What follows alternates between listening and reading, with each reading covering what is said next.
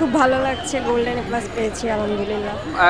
বাবার সাথে এসেছেন, সর্বপ্রথম কাকে জানিয়েছেন রেজাল্ট পাওয়ার পর? মা বাবা সবার আগে রেজাল্ট দেখার পর আমার দাদুকে জানিয়েছে। দাদু কি বলেছে? দাদু নেত্রকোনা গ্রামে থাকেন, তো উনি খুবই খুশি হয়েছে। আসলে এবার তো কোশ্চেন মোটামুটি কঠিন হয়েছে, আবার পরীক্ষা চলাকালীন সময় আমার 3বার জ্বর উঠেছিল, তো সব মিলে খুবই টেনশনে ছিলাম যে আসলে ভালো রেজাল্ট হবে কিনা। তো আল্লাহর রহমতে গোল্ডেন এ প্লাস পেয়েছি, তাই আল্লাহর কাছে খুবই কৃতজ্ঞ। পরীক্ষার রেজাল্ট অনেকেরই দেখা যায় যে অনেক ভালো হয়েছে, আবার অনেকেরই আনফর্চুনেটলি খারাপ হয়েছে।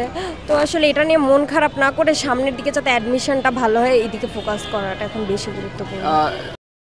International Standard University, New Dimensions in Education. পড়ার ইচ্ছা আছে কোথায়, কোন ভার্সিটিতে? মেডিকেল আর ভার্সিটি দুই জায়গাতেই পরীক্ষা দিব আর কি। আচ্ছা, আপনার সবচেয়ে অবদান কার বেশি রয়েছে, শিক্ষকদের নাকি পিতামাতা? সবারই আসলে সমান অবদান। পড়ার রুটিনটা কেমন ছিল আসলে? মানে খাওয়া দাওয়া গোসল ছাড়া মোটামুটি সারাদিন পড়াশোনা করতাম, আর চেষ্টা করতাম মোবাইলটা যাতে কম চালাই, যাতে রেজাল্টটা ভালো হয়। আচ্ছা, মোবাইল চালাইলে কি রেজাল্ট খারাপ হয় এমন কিছু আসলে?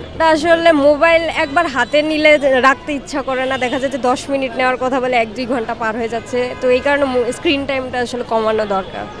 মেয়ের এমন সাফল্য আপনার বাবা হিসেবে কেমন লাগছে? অবভিয়াসলি একটু আলহামদুলিল্লাহ অনেক ভালো লাগছে।